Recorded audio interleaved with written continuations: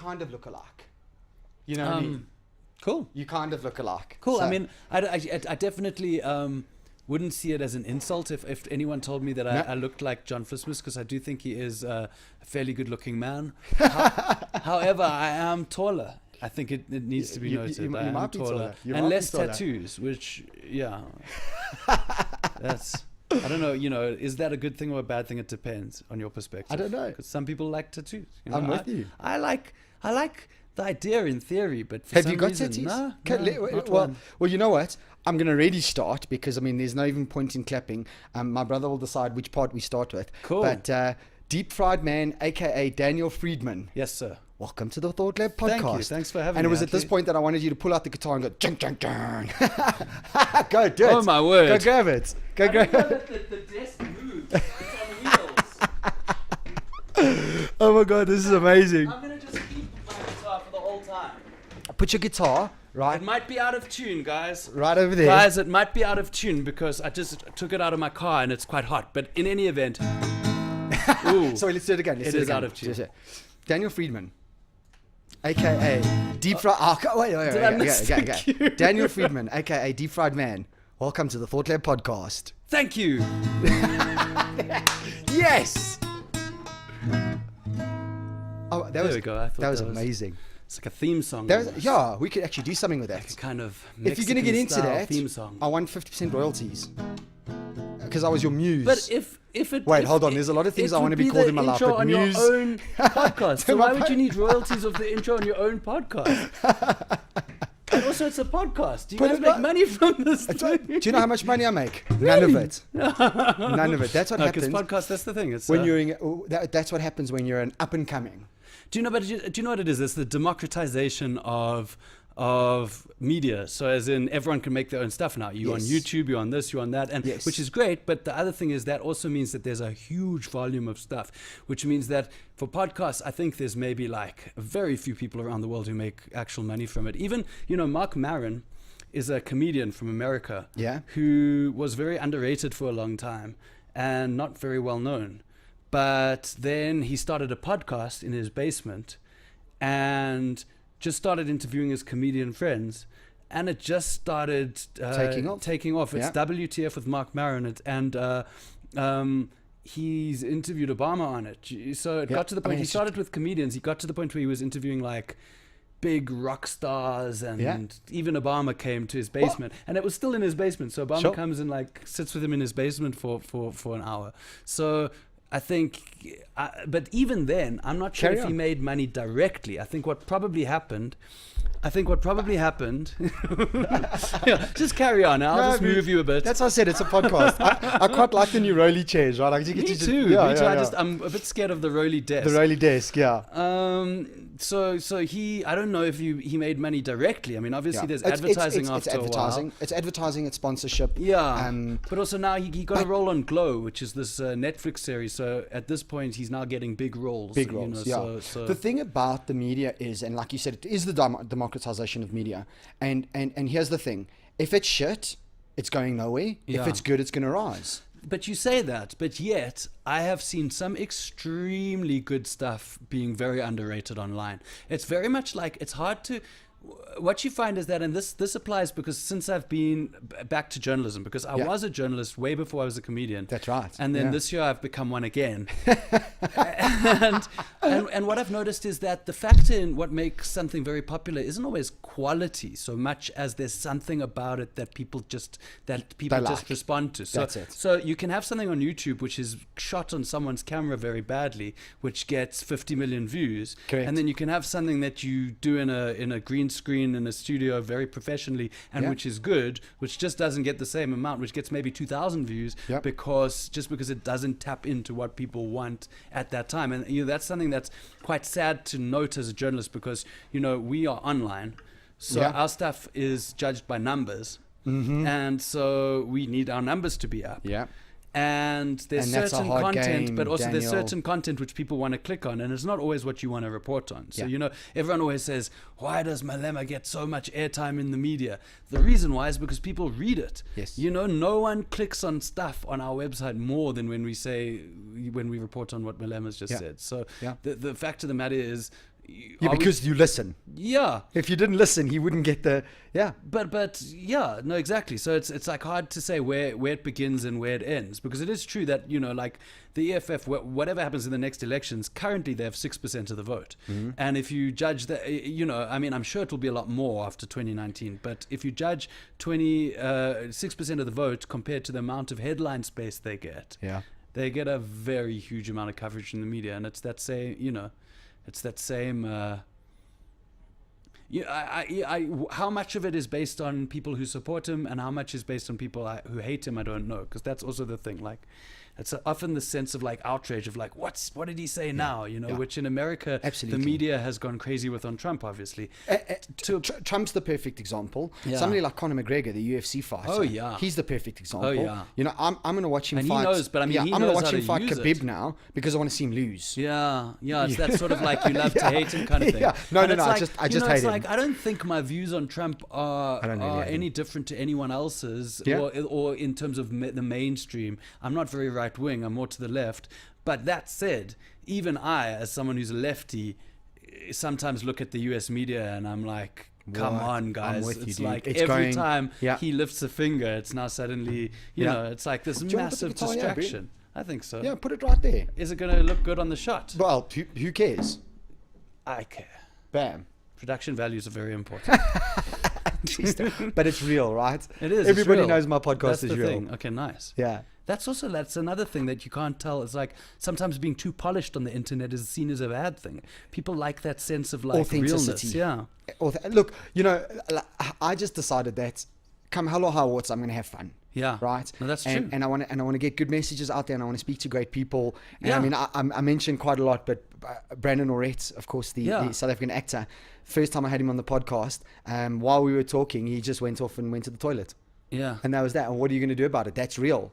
That's live. We're sitting here for 2 hours talking. What did you do? Did you just I just carried on talking. No, I carried on talking. I just carried on talking. I mean, that's no pressure. Yeah, it is what it is, dude. Yeah, I was interested to see the list of guys that you spoke to, because it's very much a lot of podcasts are focused on like, we're going to do entertainment, or we're going to do, and you've got guests from all over. Yeah. Yeah, I almost feel like so it's quite simple. My mandate, which is basically to myself and now my audience, is industry leaders, influential people, and interesting people. Oh, cool. And that's what it comes down to. And whatever genre you find yourself in, I'm going to have. Do you know who Roman Cabanac is? Yeah, no, I've actually been on his. Oh, brilliant! I've been on not his Gareth Cliff one, but you talking about Verity. On Verity. You've been on Verity. That's right. Yes. So I'm going to have Roman Cabanac and John Flismus on. Oh wow, that's going to be interesting. Yeah, I mean that'll be very interesting. Do you know what it's like? We agree about nothing. Yes, but he's a nice guy. Absolutely. Yeah. And who says we have to agree? No, that's true as well. That is true as well. But I guess you have to draw the line somewhere. I mean, it's like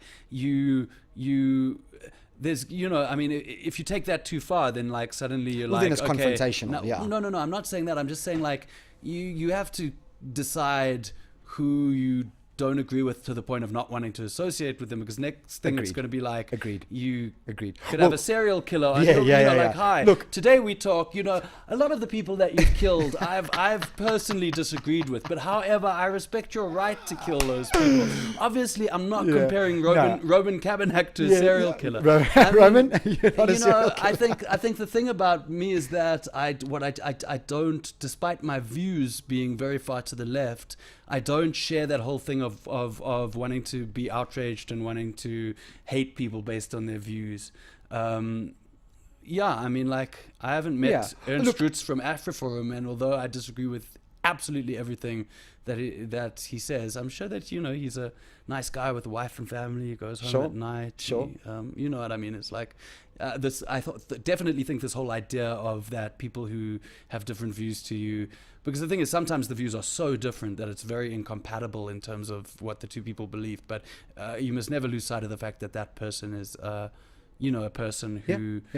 Well, here's the thing: take away serial who's no less interested in the truth than you are, or interested in being a good person than you are. Sure. Yeah, despite the fact that take away the serial killers. Yeah. If you're talking about value systems, right? And take away serious value systems. Yeah. But my value systems are such that I know who I like to hang around with in terms of shared value systems. Yeah. Correct. But I also know who I like to hang around with who may not necessarily share those, but they push me. And that's good because I like the sense of humor of it. I like the fact that if when I was on the thing with Roman, we were joking around each other. You know, like he was calling me names and I was calling him names in a very funny way. And I like that. I like that sort of like, you know, I mean, that's the one thing that you don't get from sitting in a room with people who agree with you is that sort of sometimes the tension of it can be interesting. He pushed me, He pushed me because I mean, I'm and largely as a result of him and Graham Hancock, because I'm reading a lot of Graham Hancock at the moment. I'm gonna have to Google him. Graham Hancock, Fingerprints of the Gods. Okay. Pyramids, lost civilizations. Is it like conspiracy theory-ish stuff? No.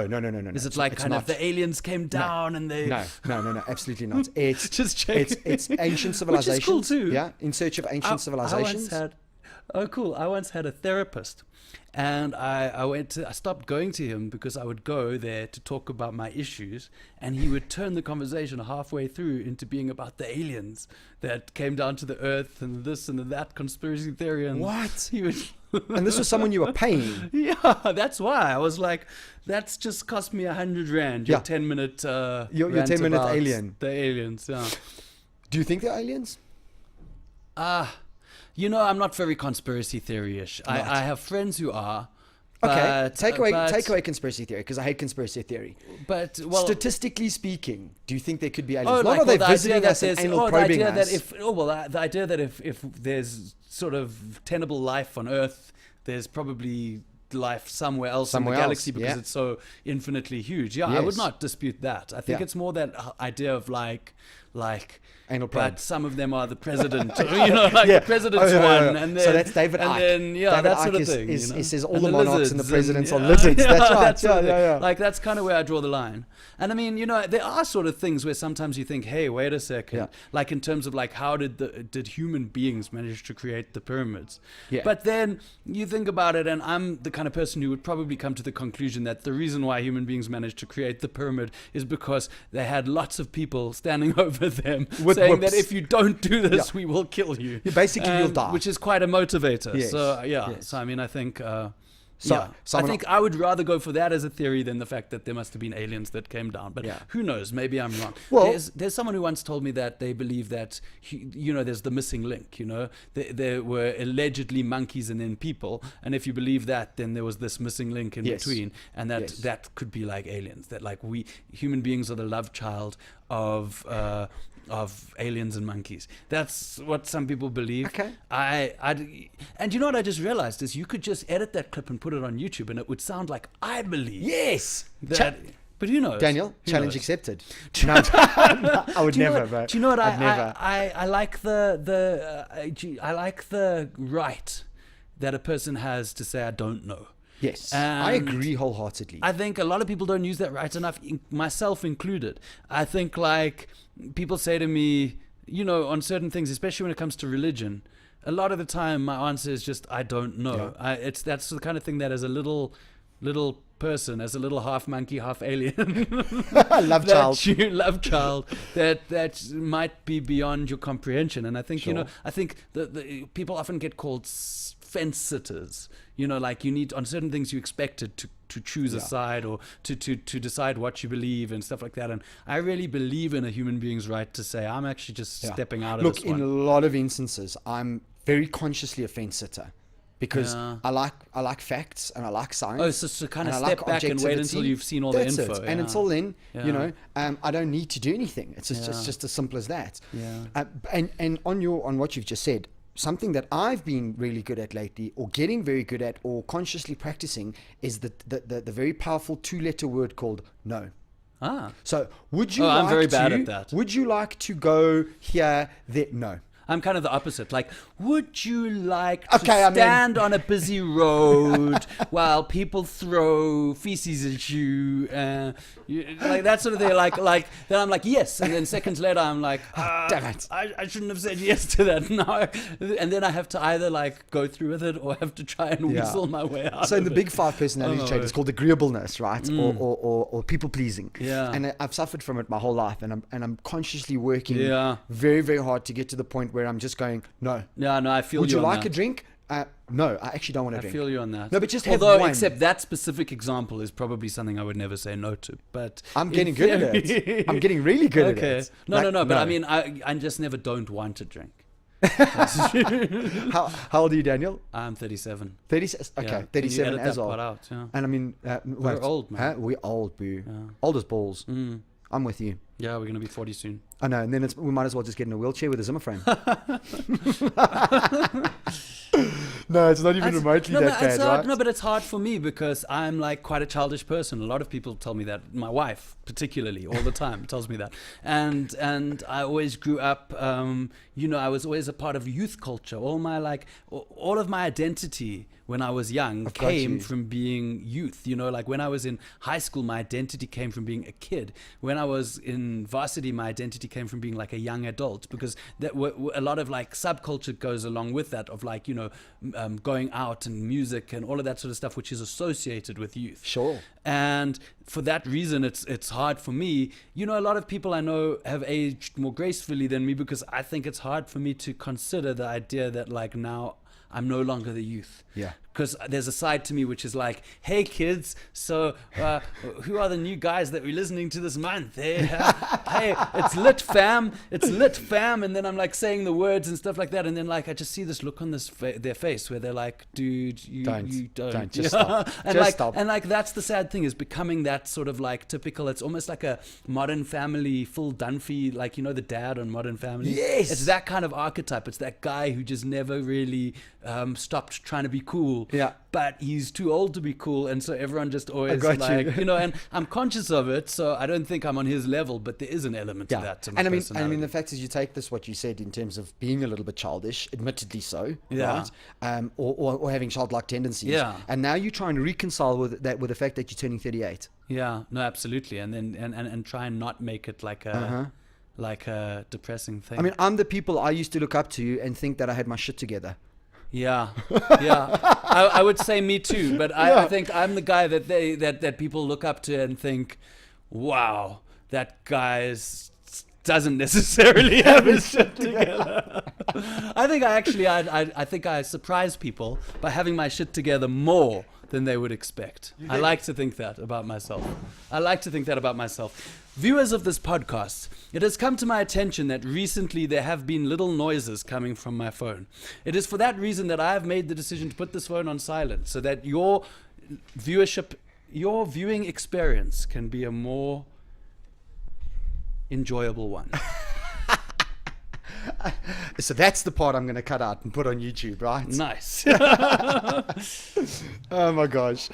I was going to say to you, ground rules, right? So the ground rules for the podcast. Water. Yes, water. I like water. The ground rules for the podcast. So do what you want, say what you want. If you don't want to, my bad. If you don't want to say something, say no, right? And then the other rule is going to be keep your phone on and you're allowed to answer it, but only if it's your mother. Because I'd love that. That makes it interesting. Hi, Mom. That makes it interesting. I'm sorry. Oh, really? That makes it interesting. That's very unlikely. Me and my mom WhatsApp. In the WhatsApp. I've told her, no, Mom, this is not a call. Right now, you and me talking right now, this is a WhatsApp. If it's important, you can call me. I don't know if she's I think she's pretty technological for her age. You think so? She's pretty young for her age. Yeah. Okay. Yeah. Awesome. So let's go back. And I mean, I'm sure you've been asked this question before, but I'm going to ask it nevertheless, just because I'm seriously curious and I don't know. Deep Fried Man. The name. I think it's quite disappointing when people ask me, because it's a lot simpler. It's as simple as the fact that my surname is Friedman. Yes. Which is fried man, basically. Yes. And because my surname is Friedman, then people from high school have called me Fried Man. Okay. Just like, hey, fried man, or whatever. Like, not a lot of people, but a few, mainly friends. And then, then the D fried man sounds a bit like deep fried man. Gotcha. And then a friend of mine called Dave, who now lives in the UK, said, hey, man, I think he was high. Hey, man, you should call yourself Deep Fried Man. And I did. Okay. So how did the love for, and I'd love to go back and I'd love to chat about this. How did the culmination of clearly the love for humor and comedy and the love for music, at what point did you realize these two were like really synonymous with each other and you could actually make something really special? Yeah, I mean, it came naturally because I would be in a I think like if you look at the stuff that I recorded before I was Deep Fried Man, it's there's an element of humor to it. Okay. And like of satire to it, and in fact there's quite a thread running through it and my comedy stuff. But I think what happened was that I also had some very depressing songs, and so it would be like quite a weird mix of funny songs and depressing songs. Sometimes they were a bit of both. Okay. But in Johannesburg, I would play at venues where people weren't really paying attention. And that's my biggest thing, is that I need, I don't sing like an angel. And so I don't have the kind of voice that when I start singing, everyone's like, oh, and they stop whatever they're doing. I've got you. For me, it's all about the lyrics. And I come from like a long tradition of songwriters who have technically... Is it your mom? It's my brother. He doesn't count. It's like a tradition of guys like your Bob Dylans and your Leonard Cohens, where some people would say like, how can you listen to this dude? He's got a bad voice. But then, for certain people, it's just quite like, it's got something more to it. Yeah. And also then the lyrics, if you actually listen. So you were actually a budding musician or wanted to go into music before comedy? Wait, did I just compare myself to Bob Dylan and Leonard Cohen? Yeah, I'm quite possibly. It's basically the three most important songwriters of our generation are Leonard Cohen, Bob Dylan, and me. Definitely. No, but it's just that thing of like the lyrics coming first. And the thing about about us being a singer-songwriter in a bar, I don't want to single out Joburg like it's not a worldwide thing, although I must say that I have been to places where that sort of thing is taken way more seriously. Yeah. The thing about being a guy in a bar singing songs is that people aren't really there to listen to your lyrics. People are there to have fun, to chat to the people next to them, to try and get You're laid. actually background. Yeah, you're background in a way, and I could not stand being background. I really could not. So what I would do is I would find ways to incorporate the audience into my show. I got you. I would do skits in between. I would do anything I could just to get them on my side and to get them. And so by the time I started comedy, I'd already mastered that thing that all comedians need, which is how to get a crowd, how to control a crowd. Yes. Yes. And I think the thing about me is that if anything, like one of my strongest years ever in comedy was my first year in comedy, which is rare because most comedians have to build up to that. They suck their first year. But the reason why is because all of those, I had years before then when I was developing those techniques in venues which are harder than comedy venues, because at least in a comedy venue, you've got your MC, they've paid money, and there's that ostensible sort of, well, there's like a convention. There's a contract. Yeah, there's I'm a paying contract. money for you to make me laugh. Yeah, but it's not like you can pay money to see a singer-songwriter and still talk. For some reason in comedy, it's not accepted. And there's an MC who's there who will tell everyone that it's not accepted. And that, really the whole thing hinges on whether the audience is listening or not. Because if no one's listening, then it's just basically a guy... talking. Yeah. So the magic comes from the audience's, your ability to control the audience, which is something that I learned through being a singer-songwriter. Absolutely. And through not wanting the audience to ignore me. And I know this very well because my brother's actually a musician, and I've watched him develop that. And what is he? Jared Smith. Okay. Yeah. Cool. That does sound familiar. What is his? Is he a singer-songwriter? It's singer-songwriter. Yeah. And his stuff's all over social media. Oh yeah. And I've watched him slowly add in a little bit of humor, add in a little bit of this, add in facial expressions, add in all to captivate the crowd. To the crowd, yeah. So it is something that you just sort of start learning. Absolutely. And it's something that like some people don't have.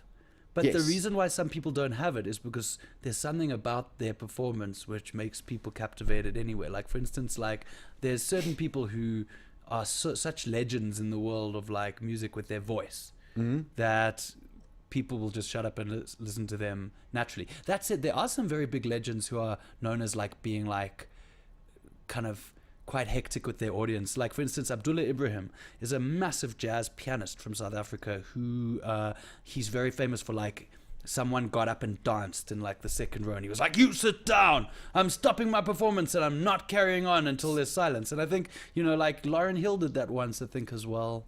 There's like, there are some people who need, I mean, that's too much. That's too much. I just want people to listen to what I'm saying. I couldn't agree more. I mean, probably my proudest moments in my whole life was when I saw somebody throw a bra at Jared. Because, I mean, like, you made it as a musician when somebody throws a bra at you. Do you know what the problem is? You being a South African, when you said that, I thought you said a braai. Oh, because of your accent. And I was like, what? That poor guy. They threw a braai at him like a weaver. Did it hit him in the head? Like, did it still have coals in it? Yes. All of that sort of stuff. No, but a braai. No, that's good. Yeah. No, that's good. Yeah. It happens to me all the time. Do you have a collection that you take home to your wife? She's like, no, it doesn't fit. No, Yeah, it and doesn't that's how the fit. fight started, Yeah. right? Mm. Absolutely. So you start your music career very young, Yeah. okay? And you Well, start... career is not really the Well, word. I started passion. playing guitar. Yeah, playing passion. Very young, Yeah. Young, and you start playing at gigs. And at what point did you make, or was it a conscious decision to, was it happenstantial to switch to comedy, or to switch to a combination of the both? Well, there's actually a few friends who kind of said that I should try it, and then I thought maybe there's something in that, and then there was a thing. There was the Underground, which was John's gig actually, John Flismus's gig. It was the Melville Underground, which is something that if you talk to any comedians about it, they over a certain, like, there's the super young guys who, because it shut down maybe a good 4 years ago. So there are some guys who've never been there and who've never remembered it. But beyond 4 years ago, anyone who's in comedy will know the Underground, because it was kind of like a very unique, it's sad because when it shut down, Whacked, which is John's company, did try and start it up again in various formats.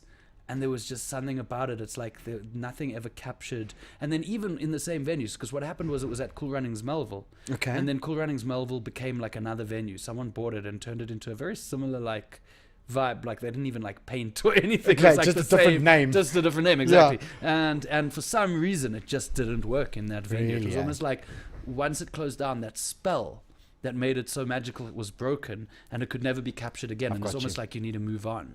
But man, in its heyday, it was the place. So you've got like this very small room in the dungeon of Cool Runnings, like at the bottom. So it's like this because containment is very important for comedy. Like the difference between if you're in an open space or if you're in a closed space is very significant, because once you're in that dungeon, you're down there, it's like you can't just get up and go. You've got a captive audience. You've got a captive audience, yes. But also it's like it creates this energy. And there was something about it. It was also like known as kind of like a bit of a speakeasy type place. It's like anything goes. You can try new stuff there. Also, you can do your stuff that like, I think all comedians have that material that, you can't normally get away with. Yeah. And then it's this audience where, they'll go with you on the weird stuff, whether it's offensive or whether it's weird. They'll give you that benefit of the doubt, which made it a very special room. Yeah. Wow. I don't think... because not to diminish the box, which it takes place on a Sunday in Maboneng, which is the Goliath's gig, which is also an amazing gig, and it's probably the closest that you'll find. But it's got a different vibe. It's not the same, yeah. It's a different and I'm vibe. assuming it's a little bit more open. It's on a Sunday. Yeah, a little Your bit more crowd's open. different. It's on a Sunday. Yeah. Well, the Underground was always on a Sunday, which was one of the amazing things about it, which is that it was always full and always on a Sunday. So it was like, to get people to come out at the end of a weekend, a lot of people just want to go home and watch some TV, but week in, week out, there were always people there. And also like a student audience, which I also think,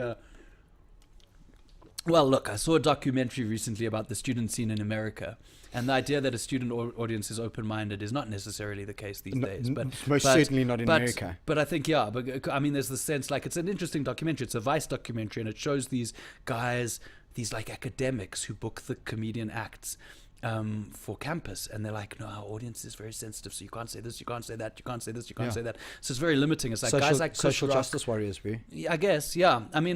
I guess it's hard for me to, like, I know some people who would maybe be considered social justice warriors and who I support and who I think are coming from a good place. So it's not really like, I don't want to make out like but yeah, there is obviously a way that it can go too far, and it is a way that it can be very annoying. And I do think that the idea of free speech, which used to be like a big thing on the left, is now basically gone, and that's very sad. And I think it's like, I think the point is you can care about, because even like I was saying this to Roman, because like people like Roman like to use the term social justice warriors, and what I said to him is that in a way it's like, I don't like this idea that it only happens on the left, because in the way, like, he's a huge supporter of AfriForum, and AfriForum are social justice warriors. They just are fighting for a different kind of social justice, but they do the same thing, which is they get upset when people say stuff that they don't like on Twitter. So I do think it is something that, like,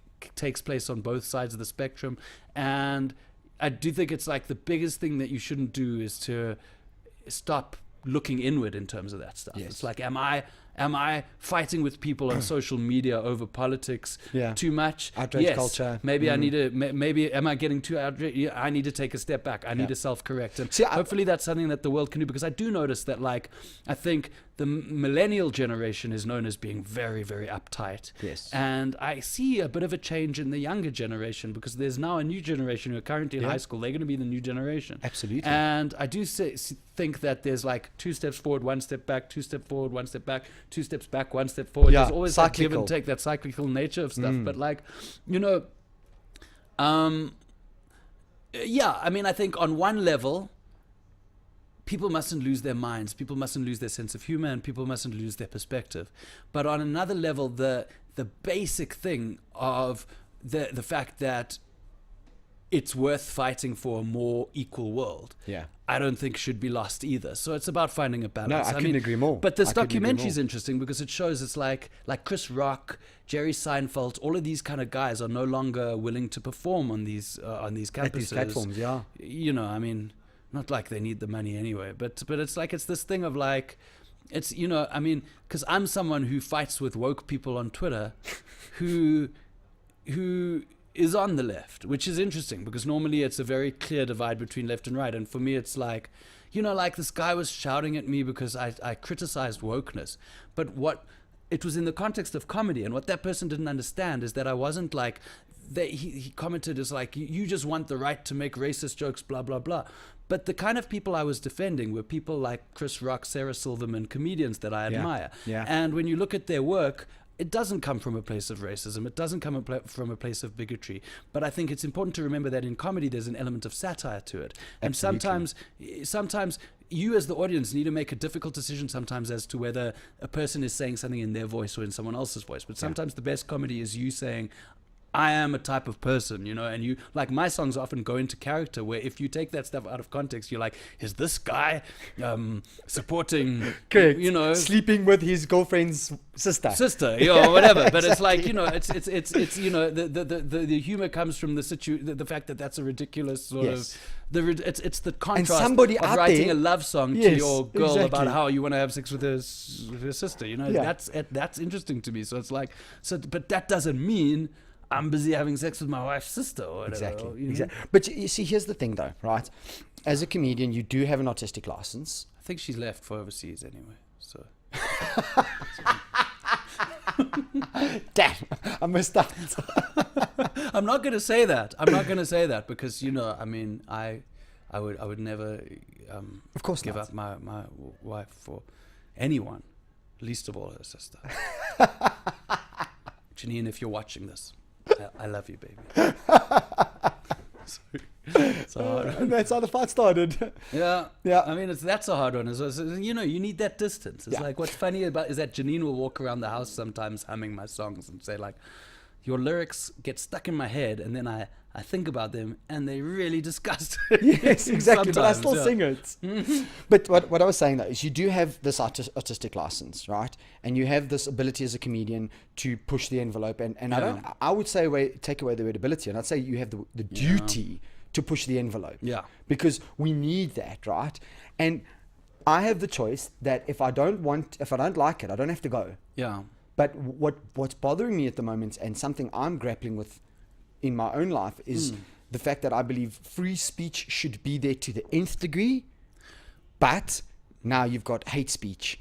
And so it's very hard to define the line. Very, very fine line. It's very hard to define the line. And you know, I'm going to go out on a limb here and say something which I think would probably not be compatible with a lot of people on my side of the political spectrum, and which a lot of people might hate on me for as someone on the left to say. but I'm someone who doesn't believe you should be jailed for slurs. Like for instance, Vicky Momberg. I think that what she said was definitely beyond the pale. 48 times. I mean, come on. And is that the actual number? Hey, 48 times. Yeah, and really, I mean, it must have been an extremely horrible thing for the guy dealing with her to have to hear. I'm not saying words don't hurt. Yeah. And what I do believe is, although I believe in freedom of speech, I also believe in the freedom of reaction to that speech. You know what I mean? So It's like people will say, "How can you get offended by this? It's freedom of speech." But freedom of speech doesn't govern the reaction. I mean, freedom of speech is like the idea that you shouldn't go to jail for saying something. It's not the idea that no one should disagree with you fervently or no one should shout at you for saying that. So just as you have the freedom to say this thing, you have the freedom to shout at that person for saying that thing. Absolutely. So I don't, you know what I mean? So it's like I don't, And depending on, there are times where I'm like, this is just manufactured outrage, and there are other times where I'm like, I actually agree with this, and I might even send out a tweet myself. But it's like this latest one that's going on at the moment. So I would. So the thing is, it's very hard for me to say that Adam Katsavelos, that those slamming him are out of line, because to me, there's a few things there. The first thing is that the idea that he felt like he was in a comfortable space, that there's this idea that you can say certain things when you're with your buddies that you wouldn't say in public, whereas to me there's something quite dishonest about that. It's like, you should be able to say whatever you would say. If there's stuff, then you have to look at what that stuff is. Why would you want to say stuff that if you said it publicly would be widely hated?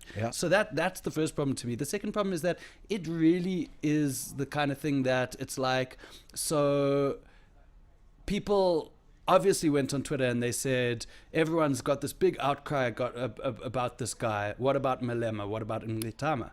And which is something you hear a lot. It's what you heard with the Momberg thing as well. But I'm like, but do you not understand the way that incidences like this contribute to rage? From people like Malema, and it's not disconnected. It's not like Ngitama, you know what I mean? So it's like, I think when something like this goes public and people get, it is something that really has an emotional effect on the core of black people, taking them back to a time when they were not considered equal, or they were either considered, in extreme cases, subhuman, or they weren't considered as good as the next human being, legally they weren't. So I think to not understand that effect, and it's just that sort of so to me it's like, I'll rather take the funny part of it. I'll make fun of the guy. Yeah. I've got you. Yeah, rather than 17,000 angry tweets. But do I think people shouldn't have the right to tweet that stuff, against him? No, I think that they have their freedom of speech just as he has his, and the backlash that he got is maybe an indicator. You know what I mean? It's like, I can't stand aside and say, it's like society. Wrong. It's almost like a general consensus of society. If I say something and generally the society doesn't call me an arsehole, then what I'm saying is cool. Because everyone would believe that there's a level, you might be one of these guys with this whataboutism thing of what about Malema, what about whatever. But there must be a thing where you would jump on the bandwagon in terms of it comes out that someone had sex with a goat or something, like an extreme example, You're not going to be like, well, I really respect people's rights to have sex with a goat. You know what I mean? There's got to be a line for everyone in terms of what outrages them. And I guess that's something I said to Roman as well, is the idea that I don't know if I said this to him. Maybe I should have said this to him, is that people on the left and right need to embrace the fact that they have the potential to get too outraged. Do you know what I mean? I don't like this idea.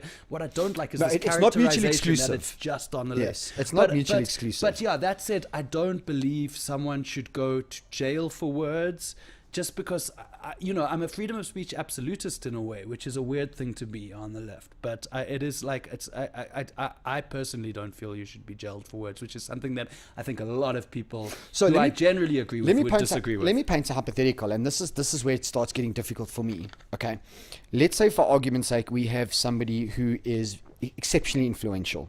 Yeah. And said person, regardless of who it is, goes out and publicly says, for argument's sake, I'm gonna assume you're Jewish. Am I right? All right. Jews are bad, and I'm saying this intentionally now, so excuse the historical. Right? Jews are bad. Yeah. That's bullshit. You know what we should do? We should burn them all. Yeah. Or we should kill them all. Yeah, like a really nasty comment. But if somebody goes out there then, yeah, because he's exceptionally influential, yeah, right, and as a result of that, somebody actually dies, then is that hate speech? Well, like I don't even know what hate speech is, the whole thing and for I me don't is, even know because I think this is one that I would probably have a long chat to John about, because he's someone who came out very strongly against the hate speech bill. Correct. And so I'm not very legally minded. I have no idea what is hate speech and what isn't, but I do think that hate speech is the kind of thing that can be abused. You know what I mean? It's like, is there such a thing as hate speech? Yes, but depending on whose definition about it, it can go too far. I would argue that you should go to jail if your words cause someone's death. Harm. And so I mean, maybe that is if it caused damage or if it incites for damage, and other than exciting damage or inciting harm, consciously, intentionally, right? Because I don't agree with that, right? Especially from someone influential. So you almost need to have like a criteria, like you're that influential, you know, and with power comes, with influence comes power. All of that shit aside, free speech. Like free speech to the nth degree. I suppose everyone does have a line. I suppose you can't say you're an absolutist, because when you analyze it, you'll realize you've even got a line. I can't say that. But I mean, I guess in terms of my stuff with like Vicky Momberg, I would say that I think it's legitimate for someone to be dragged across the court of public opinion and for their reputation to suffer. Agreed. I think it's even finances and economic stuff as well. But to me, sending someone to jail is personally a step too far. Because I think that opens up, because I think, it opens up that very difficult thing of like freedom of speech is judged by society and is judged by government and is judged by there's an eye of the beholder factor. That means that you've got to take it out of the situation and make it an ideal. And the ideal must be that if you understand that someone could abuse this, then it shouldn't be there, because even if it's right to send this person to jail for saying XYZ, then next thing the line get blurred and more and more. Next thing the jails are full of people who've said the wrong thing. And that's not something I would. And let's be very serious, right? History has shown us where that takes us, because that's the first step towards communism, right? Where speech is controlled. And history's shown us. But that's another interesting thing that I spoke about Roman, is that like I feel there's this hysteria at the moment. And personally, I think that like the economics is a weird thing to be. I almost feel like people are treating economics these days like it's like politics or like it's religion. Like you're either a capitalist or you're a communist, as in you're either a Christian or you're a Muslim, something like that. Whereas to me, the beauty of economics is that you can take different parts, different systems, it doesn't discriminate. It's not something that to me should be looked at emotionally. So I think what the problem I have with everyone like saying, and it's communism and it's this is that when you look at what happens because of that is you get people dismissing any kind of sort of move towards socialism. And in a country like Norway or in Denmark or in Scandinavian countries, there really is a model of a working democracy with elements of socialism. Do you really think so?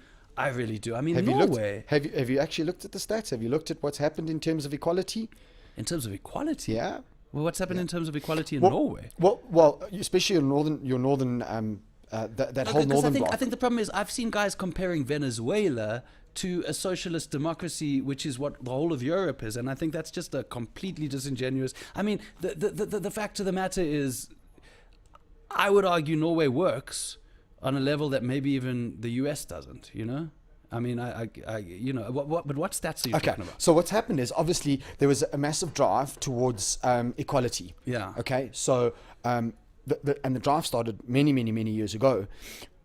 The idea is, of course, that everybody's equal in terms of female and male. I should be able to get the right jobs. I should have full equality in terms of the sexes. Well, like none of this stuff sounds very outrageous to me. No, but what's happened is the complete opposite's happened. The divide has completely divided. Where? In Norway? Yeah, right up north. Oh my word! So now you've got complete sectors or industries of the economy. Right. Whereas previously you may have had, for argument's sake, a 30-70 split. Now you've got a 90-10 split. Because, I mean, I think the problem with stats is, I'm not saying stats are not important, and I'm not saying that you shouldn't have stats to back up your stuff. But it's very interesting depending on where you stand, because, I mean, I've seen a lot of stuff saying, like Norway's unemployment is low. They've got an education system which is extremely strong. They've got levels of satisfaction with government that are strong. Like all of this sort of stuff seems to be. So it's interesting for me to hear the opposite, and it kind of ties into something that like that. Often you know stats. Often there are two stats on two different sides, which is definitely something we see here with the land thing. Absolutely. AfriForum stats and Agri-SA stats. These are two organizations which are essentially interested in the same information, but come out with completely conflicting stats. So, I mean, I do think that, you need to look at your own bias. And I think personally, I would say take a little bit of that, take a little bit of that. Absolutely. Do what works. Don't do what don't works. But I'm not here for that sort of like extreme fear. Yes. Of like, I mean, I would say, someone like Roman would so disagree with me on this, but in a place like South Africa, as he would with everything, but in a place like South Africa, we just cannot afford to not have some kind of basic income grants and stuff like that. I truly believe that. Obviously, I've seen the UK and I've seen what can happen when the idea of a dole goes too far and when people start, that sort of like dole lifestyle where people actually, but you literally have kids to get money. But that's the UK, and we're dealing with very extreme levels of poverty. We're dealing with different problems. But I must admit, and largely as a result of Roman, my idea, and like I was saying, I'm Graham Hancock, the idea that I have of anarchism, more and more, and I'm not an anarchist, but more and more, I'm beginning to turn around and go, maybe that is the right route, because maybe we shouldn't be nannied. Maybe we should grow up. I guess with all things, and I guess this goes for socialism as well. I mean, socialism could be Venezuela, or it could be like an old man from Vermont saying, maybe we should have universal healthcare in America like they do in Europe, which is Bernie Sanders.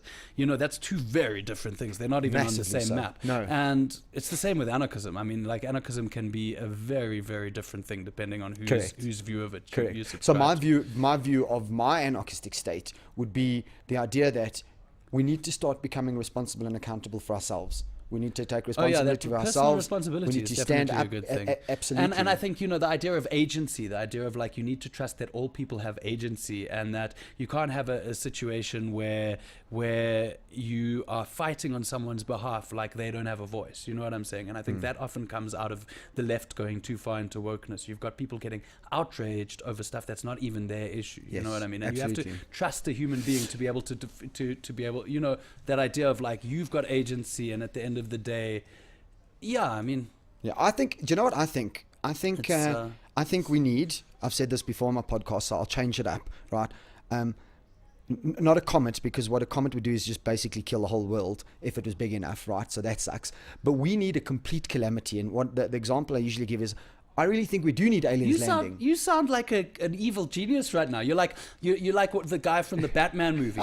Everything's going to be fine if we just eliminate half of civilization using my amazing invention, which will block out the sun for 24 hours. No, but if we had an alien invasion, and let's say the aliens didn't discriminate between male, female, black, white, doesn't matter, right? They just wanted to fucking kill us all. Yeah, that's it. And then it will unite us. They had us all equally. Exactly.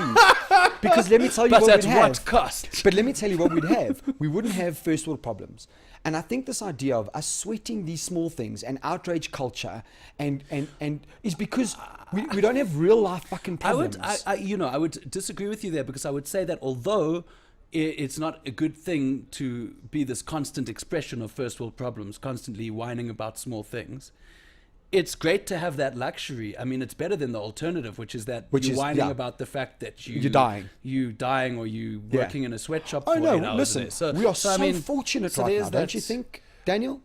Don't you think we're living in the most enlightened? Some of us aren't. I'm not of the view that humanity is moving towards this like enlightenment. Do you know what I think? I think that human beings are very flawed creatures, and that what we do have is a progressive, is that technology progresses. We have amazing scientists and technology progresses, but the problem is that human beings remain the flawed things that they always were. So that's why something like Black Mirror, I relate to that show. But so that's that idea of like things are progressing in a way. But at what cost? But human beings are staying the same. It's like there's no magic way of making human beings able to be more able to be less driven by emotion, less flawed, less willing to make not like I'm thinking robots are better than people. Sure. But if you watch Black Mirror, every one of those episodes is an example of genius technology completely going wrong in the hands of human beings. And Correct. I think,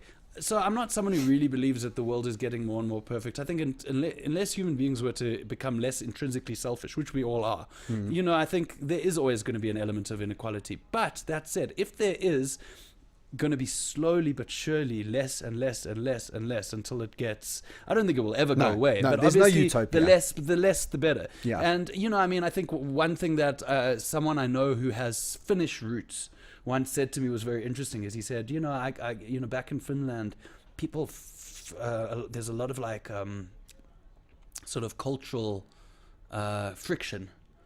And like, I'm like, really, like, what does that even mean? Because to me, as an outsider, Finland seems like a country of people who kind of look largely the same, who all have the same language. Because you look at us, I mean, we've got 11 official languages, multicultural, so many cultures. Yeah.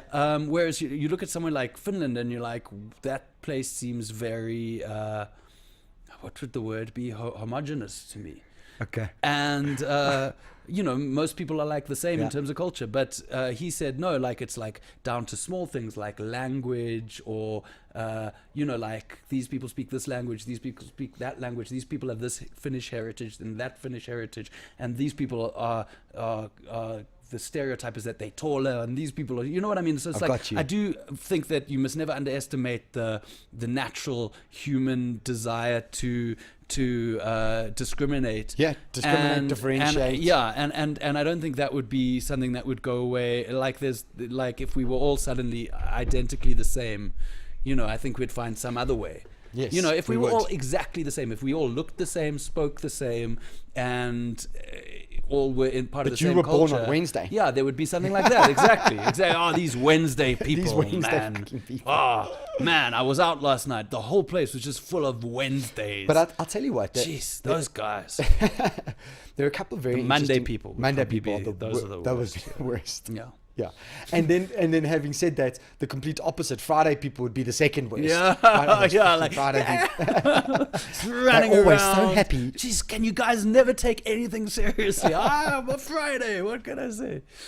Yeah, but I mean, there are some interesting books, and there's some interesting reasons why, genetically and built into our DNA and RNA, we have this group identity, and I mean, we know where it comes from, and we know that it comes from the fact that we had to, as hunter-gatherers, fear the outsider, because the outsider wanted to take our stuff, had different germs, to an could extent kill that's us. still the case. To an extent that's still the case. But there was a time where you would always, by default, assume that whoever's approaching you wants to kill you, I mean, which is not the case now. In most places, you assume that a stranger is not necessarily, unless you live in South Africa. Have bad intention. Well, I try and not... fear, that's a whole other thing. But yeah, I definitely do think that there's a huge amount of problems for human beings come from the fact that that we don't adapt or evolve as quickly as we should, in terms of the fact that there's that whole thing of why are human beings so scared of heights? If you think about it, human beings living in modern society, of us, our biggest fear should be guns, like other people. But it's not like a lot of people would see a picture of a gun and it would do the same thing to them as a person who is scared of heights put in so there's still these fears where, if you trace it back, it comes from a time where human beings really could fall off mountains. A large part of the day would be snakes, you trying not to, snakes, all of these things. So there is that tragedy in us not adapting fast enough, and there's that, and I think that also attributes to a lot of the reasons why we're not able to get out of this group identity thing that maybe served us better now. Some would argue we still need it, but I'm not someone who really believes. This is one of the reasons why I have a complicated relationship with my people. is because, and that being the Jewish people. I was going to say comedians. Well, them too. Is that I do have the sense of like tradition is not that important to me. Tradition is what you practice.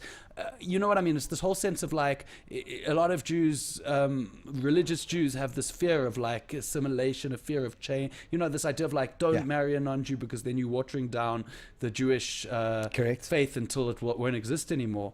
I just don't have that fear because I'm like, if something stops existing, something new will exist, something, you know, like, and that's something that's very much in my own family, like, you know, because my wife isn't Jewish and I'm Jewish, and that means that technically my son isn't Jewish, and a lot of my Jewish friends will ask me, like, doesn't that really bother you on a fundamental level? And it doesn't. It just plain doesn't, you know, I mean, maybe some people, groups are more important to them than others, and I think another thing is that I personally try and stay critical about, you know, like for instance, I'm a journalist now, and if you look at things that I've tweeted in the past, I'm not the hugest fan of journalists, and then people are like, how are you now a journalist after stuff you've said in the past about journalists? Okay.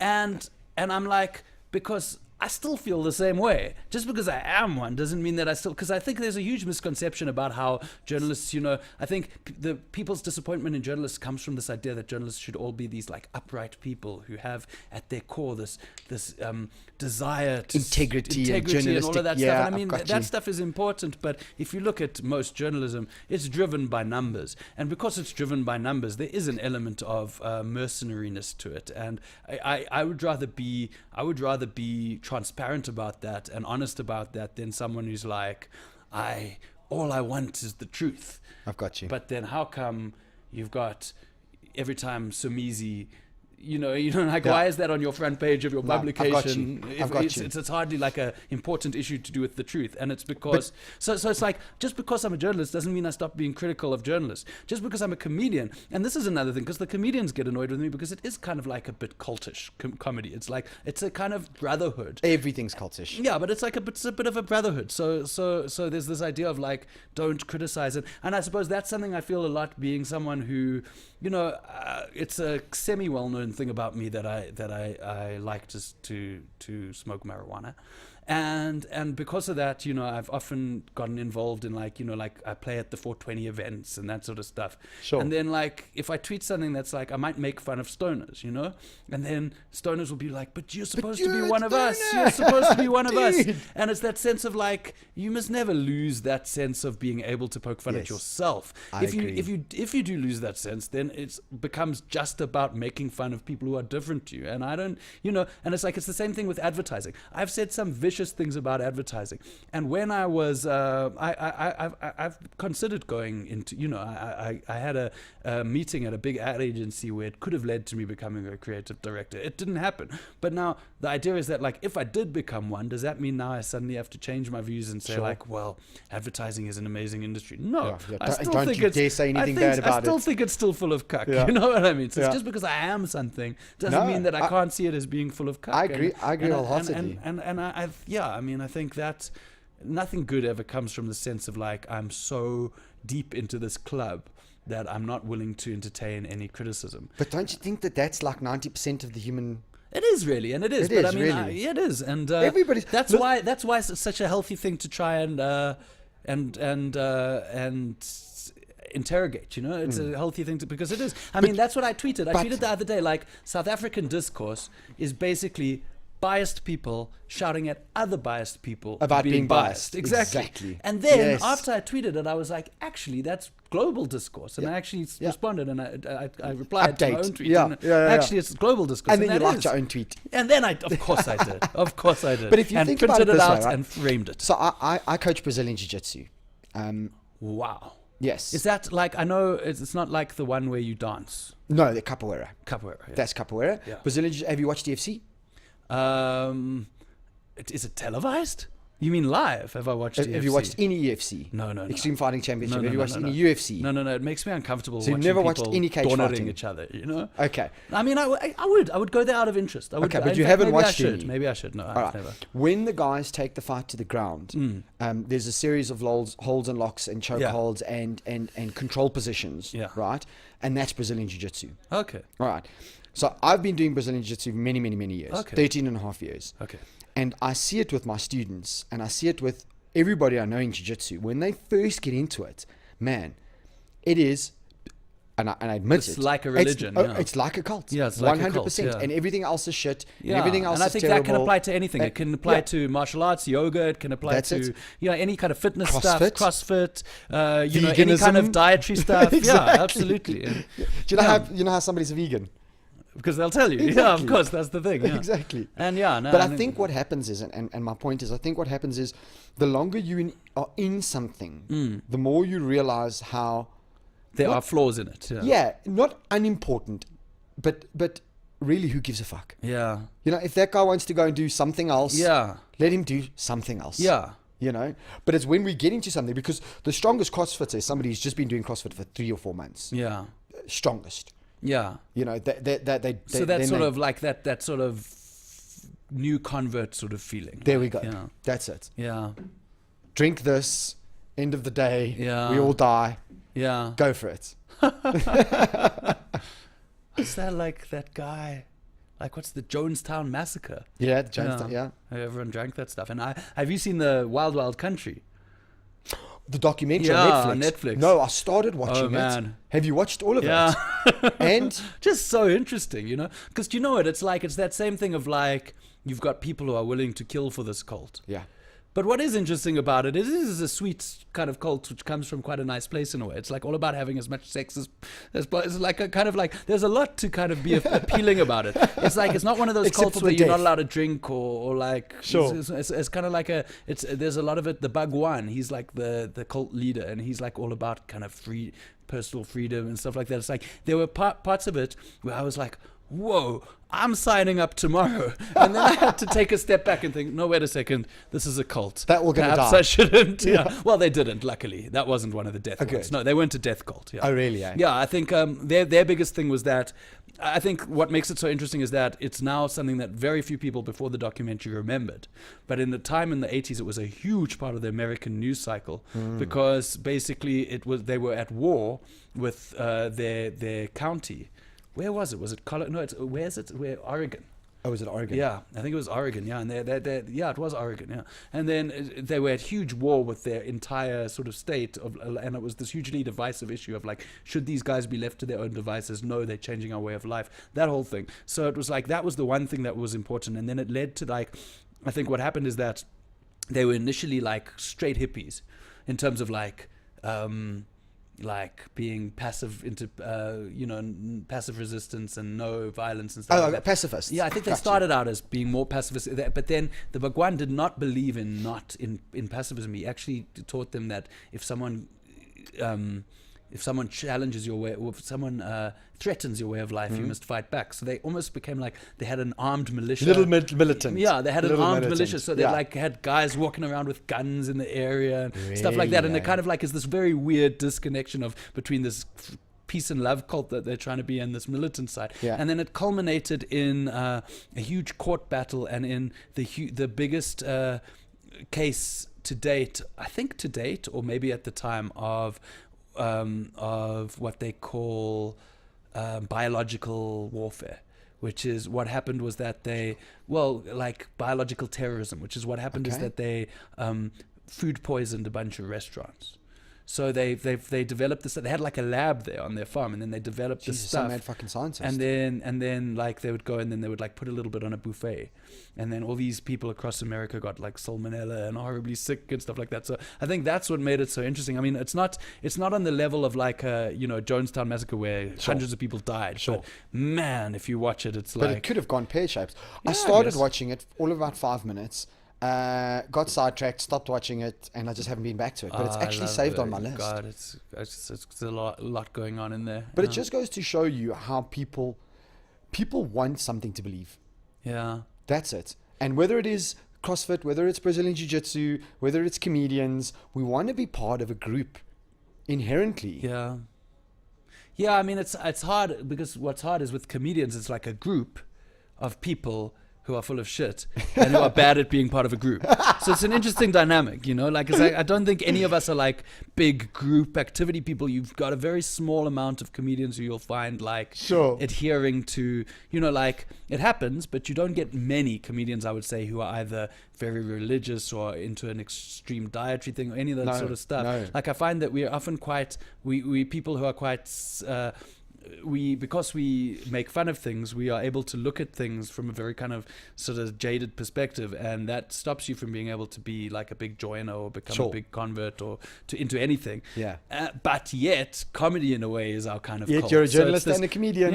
But it's this cult full of people who don't really know how to be in a cult or want to be in a cult. It's probably the best cult because it's a dysfunctional cult. Right? You know what, I love journalists and I love comedians, and I said to a comedian the other day that like, because it was that all it's like he was kind of talking to me of like, how can you have done this, you traitor, you've become a journalist. And I'm like, well, I'm still a comedian too. And then I said, actually, there are some things that, you know, when I really like, there are some qualities that journalists have that comedians don't, which I really like. So I wasn't saying that I prefer journalists to comedians, but I was saying they were different, and I like them both equally in a way. And this guy was so offended. He was like, you've chosen them over the dark us side. and that sort of thing, you know?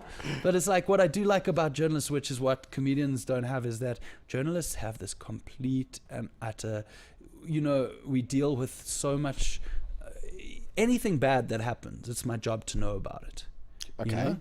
And because of that, it's like, at a certain point, you get so saturated with the problems of the world, where you just get the sense where you say, fuck it. And you get this like gallows sense of humor. And it's like, you know, it's like, when I first got to the Citizen, one of our journalists got shot with a rubber bullet during a protest. Okay. And my response to it was so funny to these guys, because I was like, are you okay? What's wrong? You know, like, I'm so sorry. Are you okay? And they were like, shut up, man. We all get shot with, you know, all the comedians, all the photographers compete to see who can get the most shots with rubber bullets. Really? It's like a point of pride for us. You know, it's just that sense of like being so hardcore. You know what I mean? Of like being so like unprecious, you know? That's something that, like, I think, you know, I mean, comedians are great as well. Like, comedians have that sense of like being able to see the funny side and everything, which is also great. But there's something about like the hardenedness of journalists and the one of my favorite that really appeals to one me. of my favorite journalists also happens to be an anthropologist. He's a guy by the name of Sebastian Junger, and he's written a couple of books. And one of his documentaries, it's also on Netflix, is called Restrepo, and he was deep in war zones Jesus, bud, the shit that these guys go through, it's incredible. And he actually came back and he wrote a phenomenal book, and just for the life of me, it evades me now, but Sebastian Junger, and the shit that these guys go through to bring you the truth. Yeah, no, absolutely. And you know what the problem is? It's motherfuckers like that give all the other journalists a bad name, because everybody's they like, are so like, you should you be more gotta like be that called guy. Younger. Yeah, he's my favorite. Fuck you. I think there is tension with it. Like, I'm definitely a desk journalist. You know, I'm a desk journalist. I'm not going. Tweet. You know, I know what's going on in Yemen. I'm just not going there personally. I don't need to go all the way to Yemen to know that people are getting killed there. Yeah. You know. But let me ask you a question. How do you reconcile the fact that comedy is very tongue-in-cheek, comedy is very satirical, comedy is very sarcastic, with the identity of being a journalist, where you technically shouldn't be any of those things? Well, I think, you know, that's... Am I right? I definitely agree that when you're reporting and you put pen to paper, you're supposed to try your best not to let your own personal biases come into it. Yes. But does that mean that those are not personality traits of journalists? Not at all. I mean, you'll never meet more cynical and more sarcastic people in your entire life.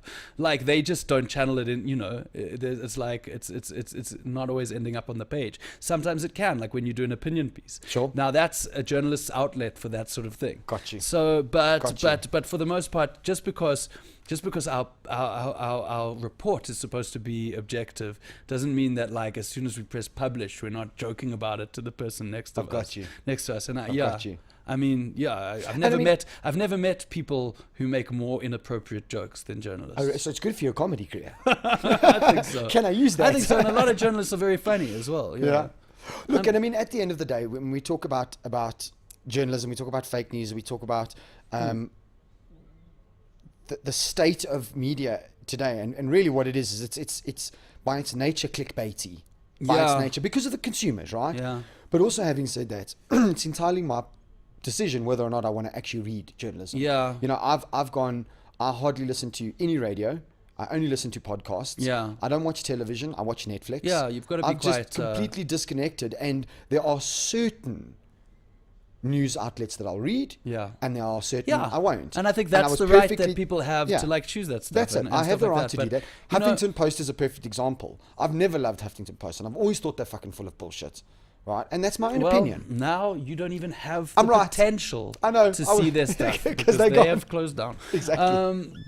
But you know, it's like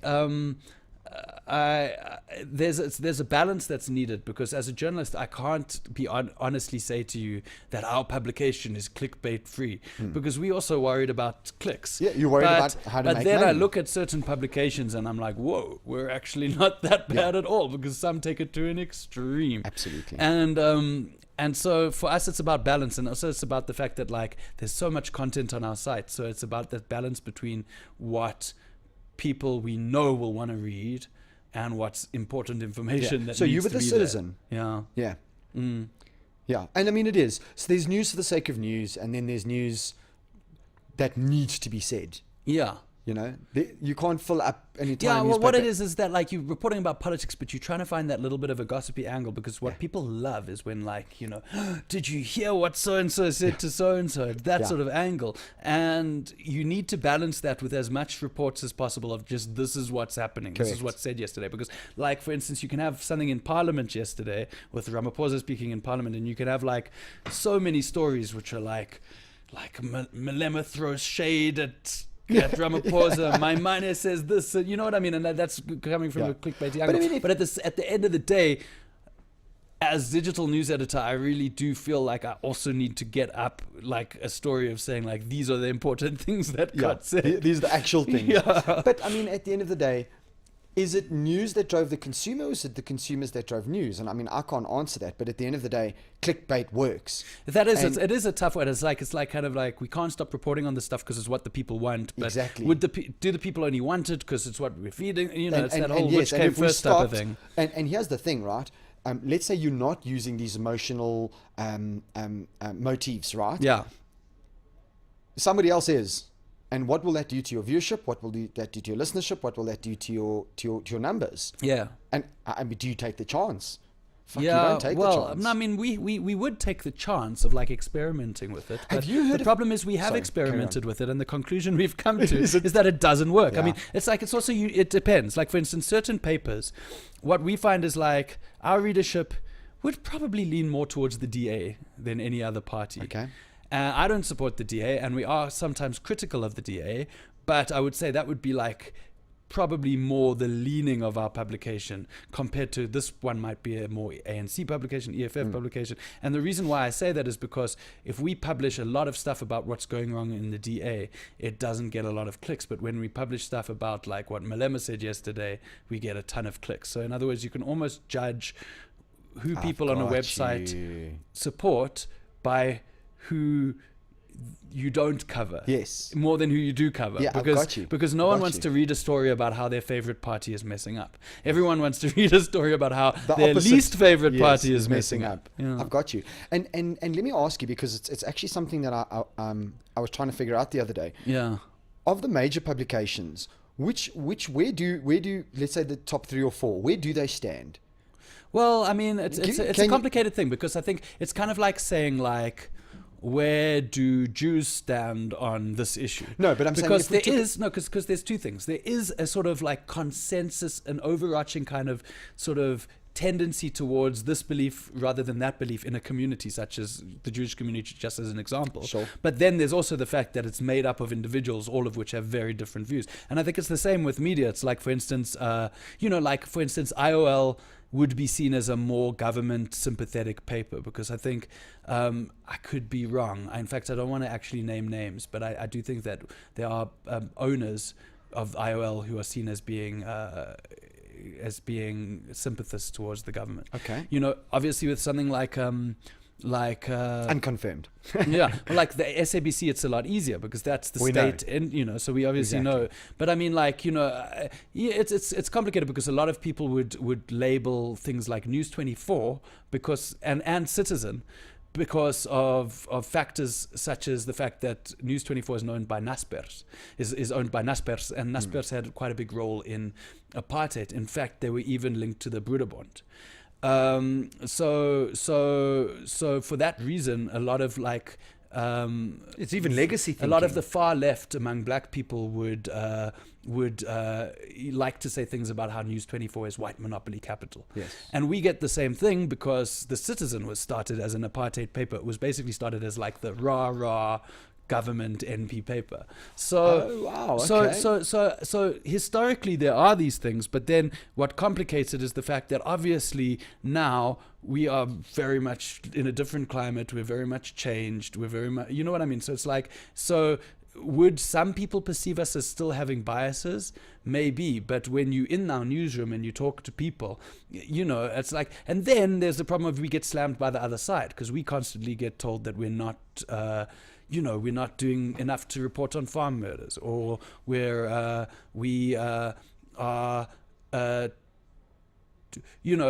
same people who hate Malema are saying to us, why is there always this stuff about Malema? Not understanding that they almost fueling it by their own hatred. But in other words, so it's like a black person on the far left might see the Citizen as being a very sort of white monopoly capital newspaper. But a white person on the far right might see us as being like, on the other, on the other end of the spectrum. Yeah, because you don't give Afroforum a fair say and stuff like that. So you get accused of biases from various sides. And does Naspers? I'm not an investigative journalist, and I'm not someone who could claim to say Naspers still have ties to this and that, and I don't know. Yeah. But were Naspers once involved with apartheid? Yes. Do they own News 24? Yes. Does News 24 include a ton of journalists among them who were, either active at the time against apartheid or who are, like Ferial Haffajee is like very instrumental in is a big person in Media 24. Sure. She's now at Fin 24, and once again it depends on perspective, because you get guys like the EFF saying, no, Haffajee is one of the whatever these, I don't even know if I'm allowed to use these terms, but like clever blacks or whatever you get called if you're a certain like Ferial Haffajee is seen as like because she's not radical enough. She released a book about white people where she basically the conclusion that she came to is that this generation of black people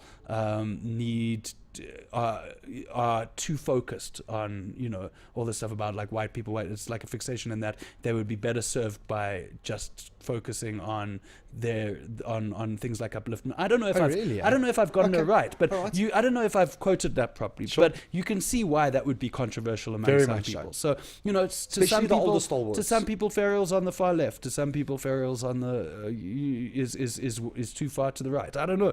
So it depends on perspective. But could you accuse her of being like connected to apartheid in any way? Obviously not. She's someone who traditionally and who she's someone who comes from a background of opposition to apartheid and of a struggle background. So to say that a paper is this one way or this other way, it discounts the fact that a paper is made up of various individuals, each of which have various opinions. Like for instance, we've got... But we don't want to hear this. What we want to hear is that the New World Order sends down directives for you guys to print fake news. So it's like, for instance, and that the world is flat. Brendan Seary is the deputy editor of The Citizen. Okay. Really nice guy. He writes columns, which we publish online, which which, you know, I don't know if you would agree with this, but which express views which are to the right of my views, you know? So it's like, is the Citizen this way or that way? I mean, it depends who's reporting at what time. Absolutely. You know, we've got Makosandile Zulu, who comes from KZN, and you know, whether he's biased or not is another story, but he comes from a sort of an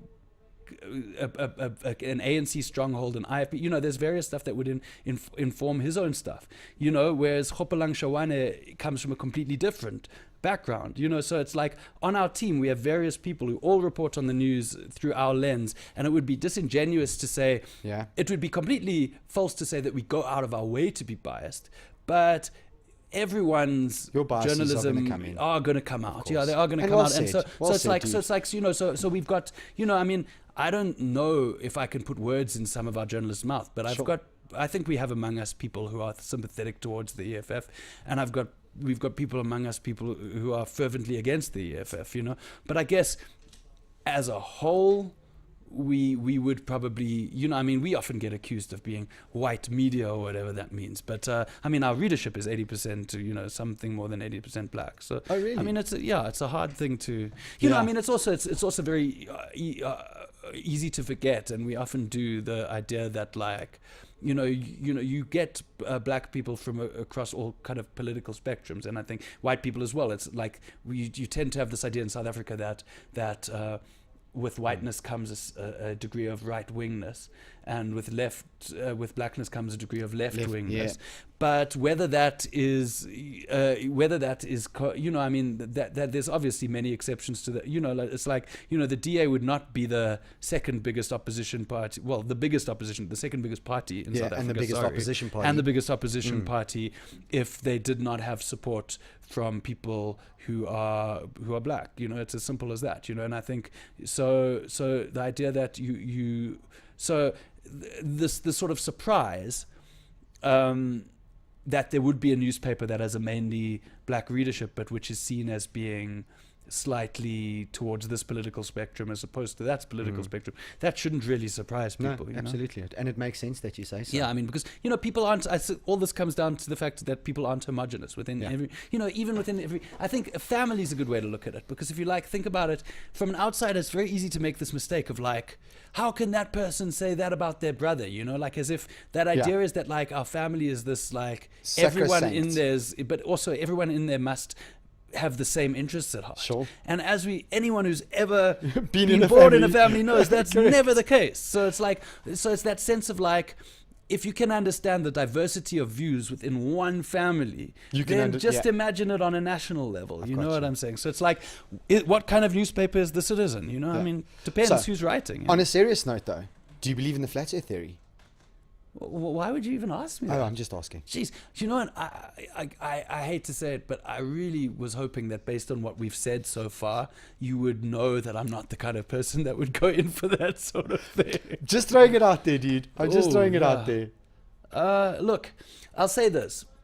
What I don't understand, and this goes not only for Flat Earth, but I do not understand people who are obsessed with another person's ideology to the extent of wanting to relentlessly, you know, it's like, I think it happens with atheism. It's like, I am not a religious person, and I'm someone with complicated religious views.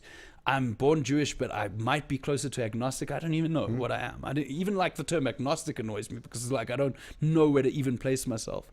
But that said, it's like, when you get like guys who only on social media attack, you know, organized religion because they're atheists, and, you know, and they've got this huge like hard on for organized religion, and they want to, you know, like, to me, and it's the same with Flat Earth. It's like, I am not a flat earther, but at the same time, it's like, why do you want to bully these guys? Just let them believe their weird beliefs. Just leave them alone in their corner believing their weird beliefs. And, you know, and I think that goes for like a lot of things that I disagree with. I'm actually dying to get a flat earther on the podcast, and a lot of guys are like, "Oh, you're going to give him shit?" And probably not. I'm probably going to sit there and ask some serious questions like, why? why, and for what reason, trying to understand yeah, exactly. I have a friend. Exactly. I have a friend who's very interesting. I mean, I don't know if I could call him a friend because, he's more of like a acquaintance because it's like I don't like phone him up or anything like that. But he's someone whose work I respect a lot. He's a visual artist,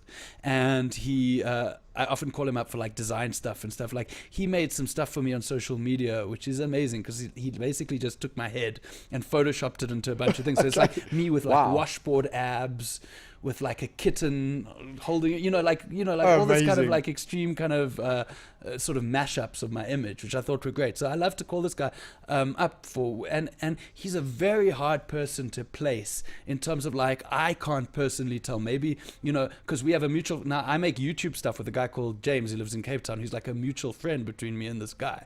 And for me, it's very hard to place when he's being serious and when he's not, what he does believe and what he doesn't believe. But from James's perspective, is this dude does believe the earth is flat. I don't know if he's changed, but Earth, he is apparently a flat earther. And like, for instance, James said that once James went on a flight and this guy was like, can you take up one of those spirit levels? Because he wanted to because there's proof something about... That's got to be... No. so I don't know. So I don't know. I mean, he smokes a lot of weed, but at the same time, it's like he's someone who I really like. He's someone I like, So it's like... And clearly someone to a degree that you respect. Yeah, and he is someone I respect just because he is so... And, I mean, his views on Trump, he's like one of those like guys who's pro-Trump, Like, I wouldn't say pro-Trump, but he's one of those guys who is way more concerned with the like liberal media in America and the like sort of Hollywood elites and that stuff. Like he's one of the guys who would definitely have chosen Trump over Hillary type of thing, sure.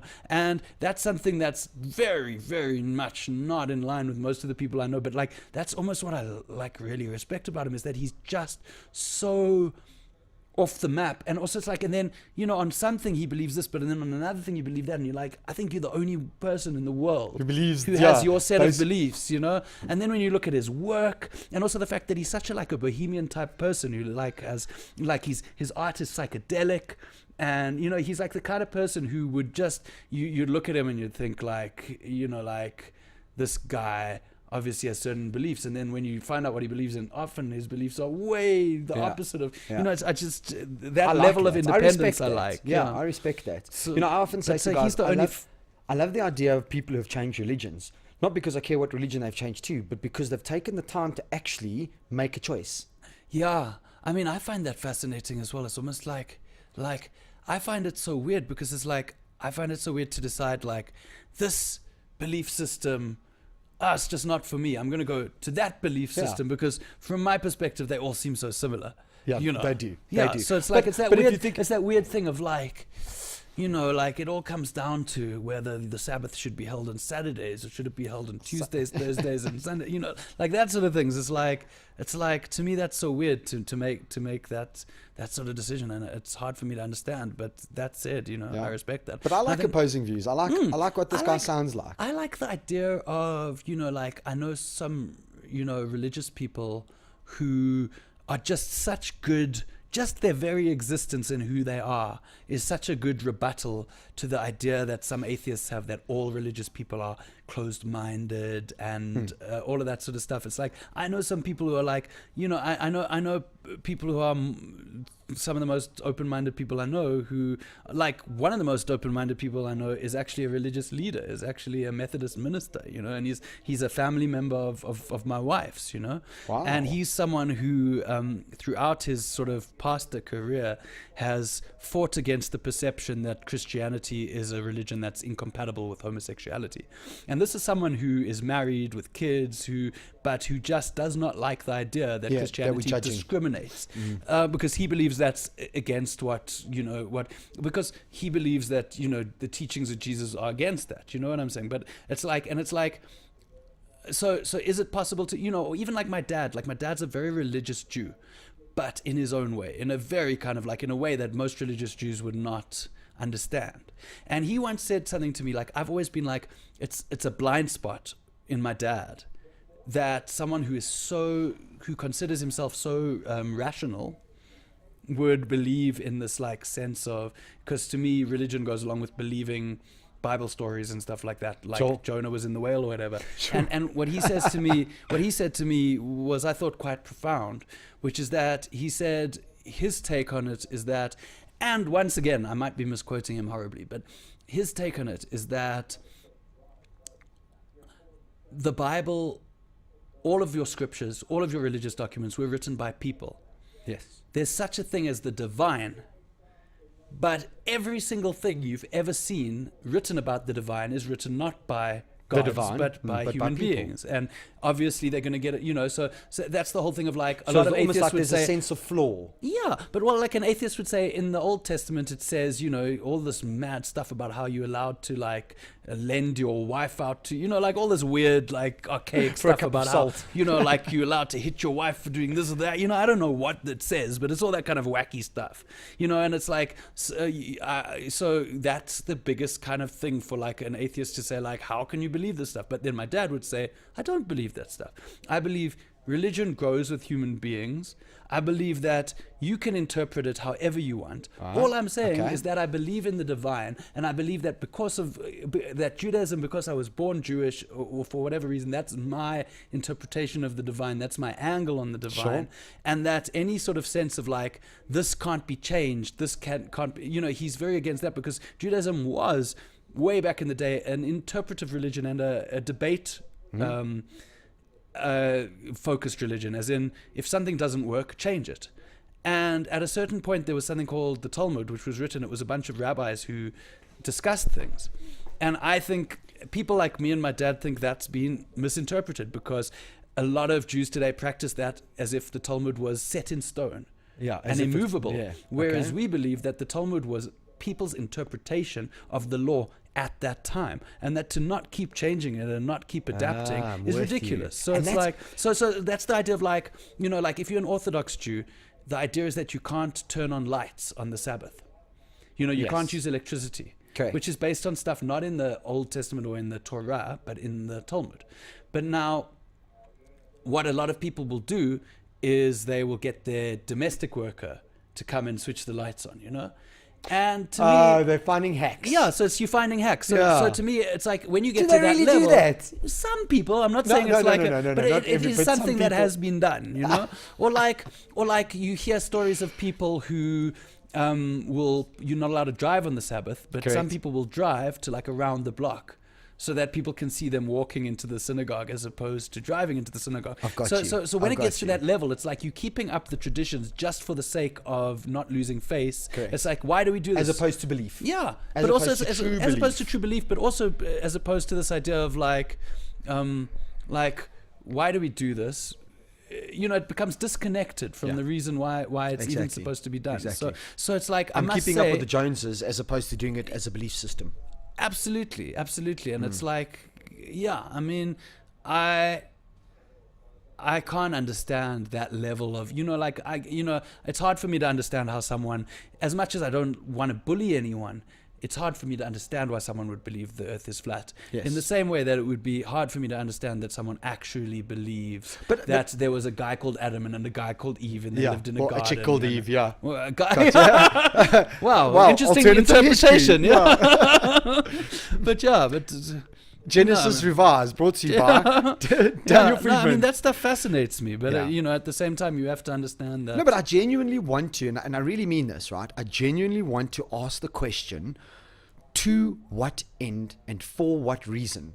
Because there's this big conspiracy theory, and okay, cool. So let's say, for argument's sake, the Earth is flat, right?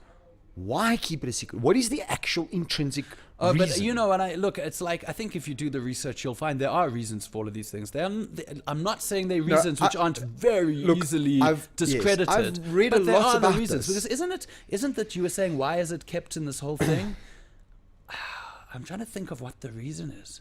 Because I do know that they believe that it's kind of like there's no one's reached the end of the world because the government, the world government will there's stop ice walls, and there's ice walls, domes, and there's domes. No, I've done the research, But I really genuinely just want to find somebody and go, why? Do you know what I remember there was like some high profile case of like this geography teacher who was fired for being a flat earther. And that's funny to me because now you're a geography teacher. Your whole life, yes. Everything you teach is based on like how our world's, is. Now you're telling these kids that the earth is flat, Yeah, and I mean, that's so funny. Yeah, or like, what do you tell the kids? Because I'm sure you have to teach a syllabus. So now the syllabus is like, so we live on this globe. This is what they want you to believe, after kids. class, I'm going to tell you what it's really about. I find that so fascinating. I know. I find that so fascinating. Anyway, the joke would really, really be on us if they would ever turn out to be right. Yeah, absolutely. That's what fuck. No, I mean, that won't happen though. No. Nevertheless, let's switch gears. You have got, and I want to get the right name because I've written it right here, In Good Taste 2.0 coming up. So Tell me about my one-man show. So yeah, indeed. It's very interesting that the fact that, so I did this show for the first time at the Lyric Theatre, which is a big theatre. I only did 2 nights. And it was like almost like a bucket list type of thing to do, which I'm very glad to have done. But I did realize that with my style of comedy, there's something that gets lost in the disconnect, having in too much open spaces. Out there, and, got you. But just having that I can't chat to the audience. And like since then, a lot of my stuff has become a lot more sort of off the cuff and improvisational. And there's nothing better than when it works with the improv, when you're chatting to someone in the front row, and definitely done in a way that's not insult, that line, because if it's insulting, it's not funny, so it's like that line of like teasing the audience, but bringing them into the show. And, because of the music thing, I can do that in quite a creative way, so I'll end up singing songs to people in the audience and stuff like that. Exactly. So to me, this is a version of my one-man show, which is extremely different to the last one, and it exchanges certain factors for other factors. So will it be a better show or a worse show? It'll definitely be a different show because at the Lyric Theatre, I used the opportunity of it being so big to do stuff that I don't always do. Like, for instance, I started the show with a cellist. And so the cellist was the opening act, and then I came on and rapped the first song with the cellist. Then I had a song where I had a friend of mine on banjo coming in the song. Then I had another song where, so my friend James, who does all the YouTube stuff, he put on a wrestling mask and was the DJ for the show. So like, even though he had pre-recorded the beats, so he's now standing there like, and it gave it a whole like live element. Oh, how and cool. Then there was a rapper that I know who joined us for one of the songs as a guest rapper, so it's like, so it gave us the opportunity to really go big with that kind of stuff and to do that stuff that I've never done before. Sure. But now I'm in this little theater, and it's just not really practical to like have a bunch of, have a 7 collaborators and stuff. So this time it's stripped down completely. This time it's me in front of a microphone with a guitar, and it's stripped down in a way that even my other shows at small theaters weren't, because I've always had like visuals on the screen, and then I make like it like part of the gimmick, and then each time I'm singing a song there's a visual behind it and stuff like that, and all of that stuff's been fun, and all of that stuff but now I finally feel like I'm at the point where all I need is just me and my guitar. Exactly. And that's what this show is going to be all about. And I really hope, I think at least 20 minutes of every 1 hour and 10-minute show is going to be improvisation. And I think that's possibly going to be the most memorable part of the show. Like I think. Yeah. And what I believe they would also do for you as a comedian is it's not same content because I mean, what are you running for? You're running from the 5th now? From the 5th until the 16th of September. Yeah, I think that's definitely going to be the case. Every single show will be every show will be different. Yeah. Which I think is great. That, yeah. I mean, and that's just the way to go in a small venue, is to connect with the audience. I want every audience member to feel like I was singing to them, like that's what I'm going for. And I mean, it's very big deal to be in that space, because, that's a space where not just any comedian goes and puts on a show. Like, Mark Lottering will go do a show there. Flismus will go do a show there. Sure. But I watched Brain Dump. Yeah. I missed Brain Dump. Oh, really? You shouldn't say that on this podcast. No, you shouldn't. Was it amazing? It was good, eh? Cool. And then I had Gilly on last week. Oh, man, hopefully he'll do it again, because it's just so hard at the moment with me juggling so many things to go out and see a show. But man, I was disappointed to have missed that, and to have missed Alfred's show, which went before. And, I missed Alfred's show. Yeah. Yeah. I mean, life. Yeah, sometimes I was away, and I've had him on the podcast. I've had Alfred on the podcast as well. It's just that sometimes life happens, except in the case of my one-man show in good taste. In which case, there's no excuse for missing it. If you do, I will come and find you. And sing you a song. Actually, every human being who doesn't come and see my one-man show, I'm going to find them and force them to sit for an hour and 10 minutes while I perform it to them. So whether you come to the theatre or not, you're going to see the show. Nice, dude. And you're excited for the show? I'm a lot of preparation? Oh, yeah. I mean, the preparation is basically just writing all the new songs, learning all the new songs. Sure. Sharpening everything, and I mean, there's not that production sort of thing of like, now in 3 seconds time, then this cue goes and that cue, and I think that's going to really add to the show. But also, you can't hide behind the production. Yeah. Now it's just true and raw. So I like that. I like the fact that I'm going to. It's basically like the naked. I'm changing the name. It's going to be In Good Taste 2.0 Raw. Only on E. I mean, Eddie Murphy had a special called Raw back in the day. Really? And I wonder how he feels about the fact that it's now become synonymous with pro wrestling. I know. How terrible. How terrible. Right. So as someone who's into like mixed martial arts and stuff, is like wrestling seen as a bit of a joke? Look. There's two sides to wrestling. Number one, understand it is a production. Yeah. Okay. I mean, obviously the guys, no one's even pretending. Argue. No, there's people who will argue. Right? What, like, no, mankind really did beat, like as if it's not predetermined before. Absolutely. No, I mean, that's just silly. There's people who actually... That's like on the level of flat earthers. Cultish. Well, we have flat earthers, right? Nice one. Like, as if they truly believe any wrestling match could go either way. Yes, absolutely. But do I completely admire what those guys do to themselves physically? I mean, it is Daniel, you wouldn't understand. These guys tour every single, it's injuries, it's training through injuries, it's performing through injuries. Yeah, absolutely. It's surgery. And it's almost like a mix between athleticism and acting, which is like must be very demanding. Yeah, absolutely. So I respect the art. Understanding that it is an art. I respect the physicality. Understanding that it's physicality. Do I respect the show? No, because I'm looking for true hyperrealism. Yeah. My it's just not what you're looking for. Because I do have one friend. He's friend is as well. Once again, it's not like we phone each other up and stuff like that. But he's definitely someone who I respect, and I hope he respects me. Who's very into pro wrestling. Okay. And yeah, like I never got it. I was like, dude, I just don't get this thing. But I've been watching this show, Glow, the one that I mentioned. It's basically about a women's wrestling thing. And seeing the behind the scenes just of how wrestling works has made me respect it more, in terms of like, it's like that old thing of like, it's almost like a superhero drama, but with the, it's like there's the good guy and the bad guy, and everyone comes to hate the bad guy and cheer for the good guy. Yeah. There's that element of it. It's a sitcom. And like at the last minute, some guy comes in and steals the crown of the other. It's like a sitcom, soap opera. It's literally a soap opera, all of that stuff. And like now knowing that, it's almost like you say, it's not necessarily for me, but I can respect what goes I can respect it. And I can respect the production, the theatrical value for it. But Brazilian Jiu-Jitsu is 100% live, 100% real.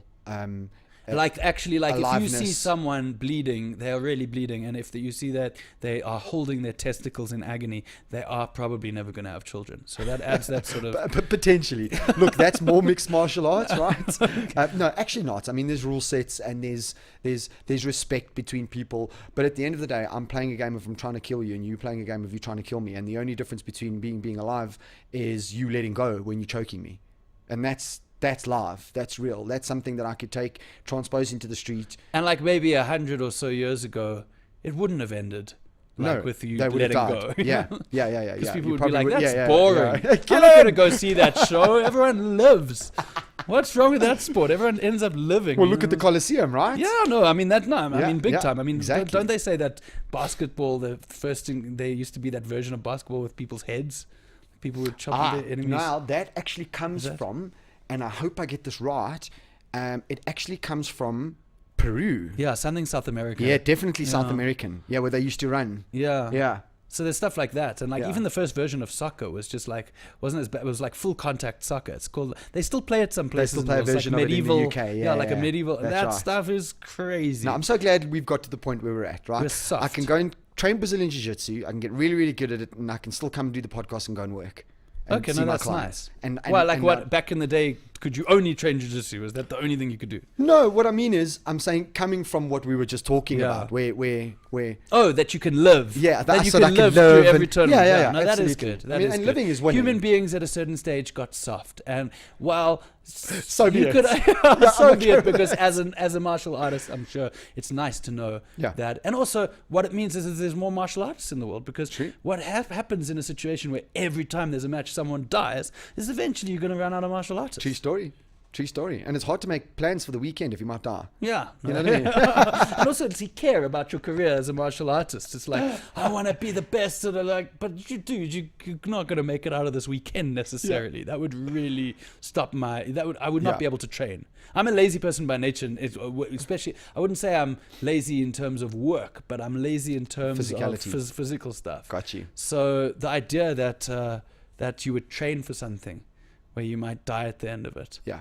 It would put a definite very damper hard, on it. very hard for me to understand. And on that bombshell, or on that that death shell, dude, it's been such an absolute pleasure having you on the podcast. For real though, like, believe it or not, should start exercising at some point. You really should. I'm 37. You really should. And like my brother's now like he like runs marathons on weekends for fun, and like by that I don't mean like I mean like he runs the distance of a marathon just on his own. Like I'm not. You think I'm joking? At that level, you think I'm joking? I'm not joking. But you really should be. And like he always tells me that it's like it's never too late to start caring about your body, but at the same time, at some point, it's like if my dad has physical problems, my brother will say like, it's because he didn't take better care, like he should have started. And then I'm like saying like, I'm in the room right now, Adrian. You do know that I'm going to have the worst problems when I'm older because I never did shit. But you probably do need to. Yeah. And On I'm saying that with love and sobering respect. On that sobering note. It's like, I'll see you at your show. I don't know if like there's few things that people can tell me that depress me more than the fact that I have to get fit. I'm leaving this on a very upset note. Badly, I see that. All right, bro. Okay. Go for it. Keep smiling, keep shining. Getting fit is good for you and me. Oh yeah. Ho ho ho, we gotta get fit and do Brazilian Jiu-Jitsu. And if I do, then I will be a Brazilian Jiu-Jitsu Jew. Brazilian Jiu-Jitsu. I see what you did there. Yeah, I would make fun of your joke, but I'm too scared that you'll beat me up using the martial art of Brazilian Jiu-Jitsu. How does it feel knowing that no one's ever truly honest with you because they kind of scared? Maybe women will be honest. Maybe. Do you ever get that? Like your friends are like they're just like ripping on you, and then suddenly you think like, or like your friends probably think like, what if he doesn't like this? No, most of my friends do Brazilian Jiu-Jitsu. Oh, okay. And we don't have a culture. Oh, wow. I'd love for you guys to all piss each other off. That would be the best fight ever. Imagine like a bunch of people. We resolve it in club. Okay. Simple. Oh, no, that's not as fun, man. Do you know how viral it would go on YouTube if you guys just all had a disagreement and ended up fucking yourself up on the streets? It would never happen. Never happen. Yeah. Bam! So long and thanks for all the fish, guys. Cool. Thank you. All right, guys. I don't even know what to say about that podcast other than it's either my favorite or it's the worst podcast we've ever done. But regardless of what it is, it was definitely one of the podcasts that I laughed the most and that I had the most fun doing. Deep Fried Man, Daniel, he's just such an absolute legend of a human being. He's flippin' hilarious. I loved his insights. I loved the crap we spoke. And yeah, guys, as always, this episode of the show is brought to you by Jared Smith. And he's got a new YouTube program out called Jared Smith Adventures. And his first episode, if you want to call it that, called Snare It, is up, and it is absolutely brilliant. Go check it out on YouTube. Just search Jared Smith Snare It or Jared Smith Adventures Snare It. That's Snare, as in SNARE. This episode is also brought to you by Whacked. Thanks to Whacked for setting up the podcast. And they really have some of SA's best MCs and comedians on the site. So go check them out if you're looking to book somebody at whacked.co.za. That's www.whacked.co.za. And last but definitely not least, this week's episode is brought to you by Teletrack. Thank you to all the guys there for looking after me this week and helping have the podcast there. I really appreciate it. If you want to guys want to go get your bet on, you can go and do so at www.teletrack.com. That's TELLYTRACK.com. All right, guys, until the next time, ciao.